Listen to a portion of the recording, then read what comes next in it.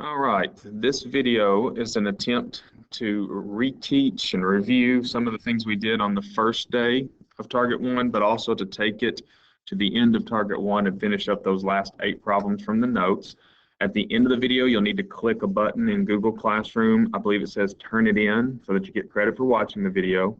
And then there will be a Math Excel assignment described or linked to do as well for this Target 1. According to Math Excel, that assignment should take you about 11 minutes. There's also the videos that I have posted prior for Unit 5 that you can reference. They're a little bit longer though, so I'm trying to record these shorter versions for our NTI days, but those are on my website at scottmathmhs.weebly.com. And you're also welcome to go to Khan Academy and Google simplifying radicals with varying indices and search for his materials as well. But I'm hoping this video will be sufficient and that this work is about 20 minutes or so daily. So without further ado, quick review. The definition of a square root, cube root, fourth root has all been provided right here.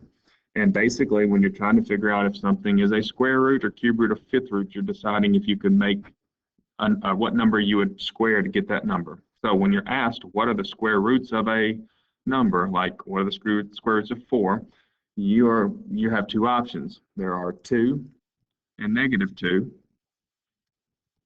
that could give you that. 2 or -2.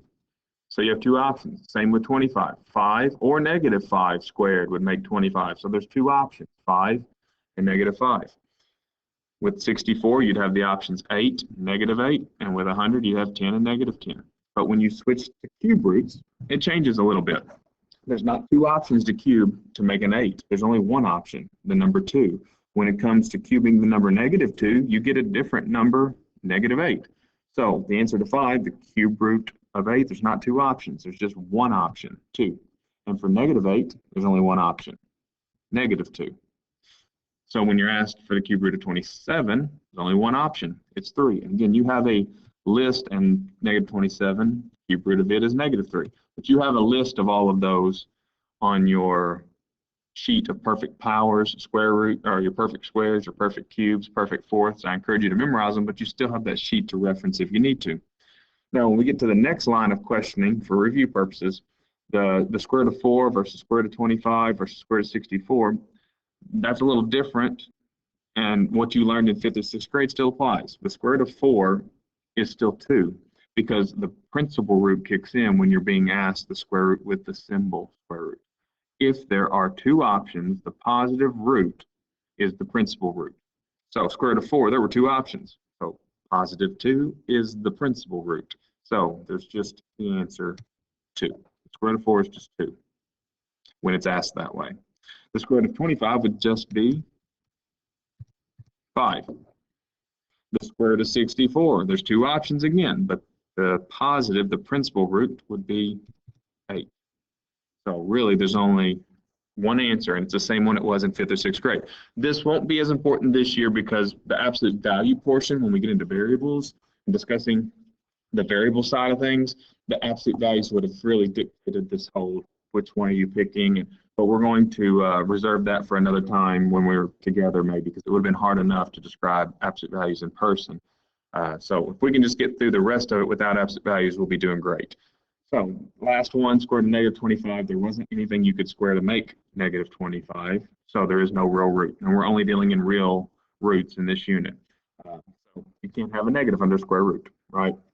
And of course, we all know that answer is really 5i, but for this unit, not real. Then we get to 14 through 17, and the discussion is simply this. There's no other option than 2 or -2. There's only one number, that cubes to make 8. It's 2. There's only one number that cubes to make -8, and it's -2. So there's not a principal root concept applied here, because there's not more than one option. The cube root of 8 is just 2. The cube root of -8 is -2. The cube root of 27 is 3, and the cube root of -27 is -2. So as we move on, I have put for review purposes the answers to all of these that we did on day 1. You're welcome to go to my website again and watch them in detail if you need a review there. But I'm going to finish these last 8 here in this video. And questions 30, 31, and 32, those have already been done on the next page. Oops, wrong button.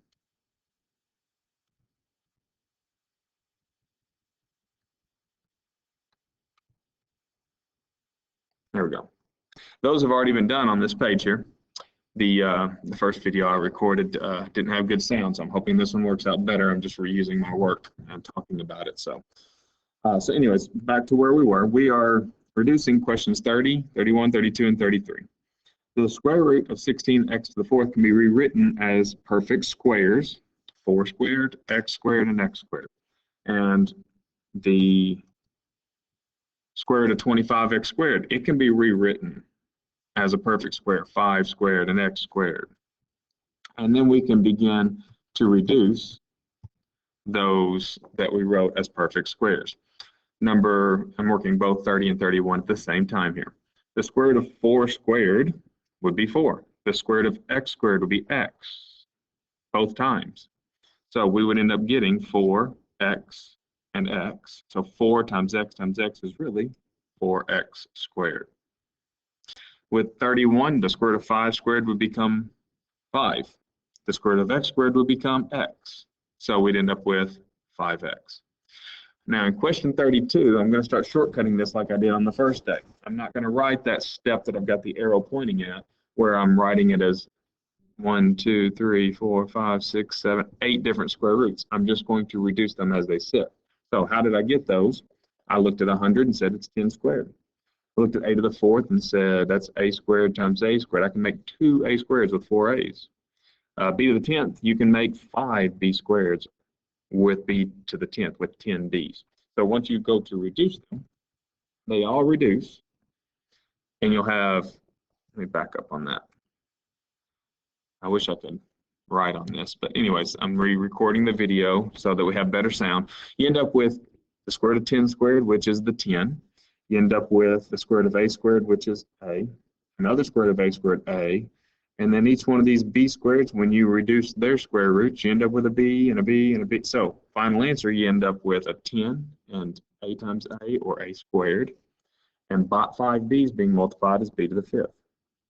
When we get to 33, we switch to cubes. Perfect cubes is the mentality. So cube root of 125, that's on your list of perfect cubes. It's 5 being cubed, so you can rewrite it as 5 cubed. X cubed could be any number cubed, but it is a perfect cube, so it will reduce as well when you break them apart into 2 cube roots. And the reduced version will be 5x. The cube root of 125 is 5, and the cube root of x cubed is x. The last 4 is another cube root, then 2 fourth roots, and then a 5th root. So your mentality continues to change, perfect squares and perfect cubes to reduce them, and you'll need that list in front of you of perfect cubes and perfect fourths and fifths to do so. So on the next page here, I've started to reduce, or started to rewrite these a little bit, and we'll finish the others together. But the first one was the cube root, oops, sorry, let me finish getting caught up here. The first one was the cube root of 216, which was a perfect cube, 6 cubed. So rewrote it as 6 cubed. It's going to reduce to 6 with 6 m's, m to the 6. You can group that as m cubed, so 2 m cubes. Rewrite those as 2 perfect cubes. With 9 n's, you can write n cubed, n cubed, n cubed. And again, I should write 1, 2, 3, 4, 5, 6 different cube roots right here. But to save space, I'm going to just reduce, reduce, reduce, reduce. And what comes out will be a 6, an m, and another m, and then 3 n's. Altogether, you end up with 6m squared, n cubed, final answer. Switching our mentality on 35 to perfect fourth powers, not square roots. So that 81, it'd be easy to see that as 9 squared, but it's a 4th root. So I would need to write it as a 4th power. So on your list, 3 to the 4th is 81. And x to the 4th is also a perfect 4th power. So when you break them apart, these are going to reduce to 3 and x. Final answer, 3x. 36, 4th roots again. So stay on your 4th powers on that list. The 625 is a perfect 4th power. It's 5 times 5 times 5 times 5.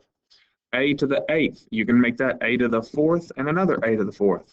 And b to the 4th, of course, already is a perfect 4th. So rewriting them as perfect 4th powers would look like that, and all of them would reduce. So you'd end up with a 5, an A, an A, and a B. So when you reduce those, you end up with 5a squared b. Final answer. Last one. How are we doing on time so far? Doing great. All right, so negative 243 is a perfect 5th power. It is negative 3 to the 5th. B to the 10 could be rewritten as b to the 5th and another b to the 5th. Reducing both of those, you end up with b squared, right? 2 b's on the outside. And then let's be a little lazy on this c to the 30. I'm going to write c to the 5, c to the 5, c to the 5, c to the 5. I'm going to end up writing 6 of those. So c to the 5, etc. 6 of them reduce. And you end up with 6 c's, right? So final answer, negative 3, b squared, c to the 6th. Again, at this point, you have about a 10-minute, 11-minute video. Make sure that you hit turn it in on Google Classroom to get points for watching the video. And then there's a Math Excel assignment to complete for Target 1 that will also be put into Infinite Campus as a grade. Hope this works. If there's going to be an option for discussion at some point, hopefully, where you can ask questions specifically if you need to, but right now, this should get us started.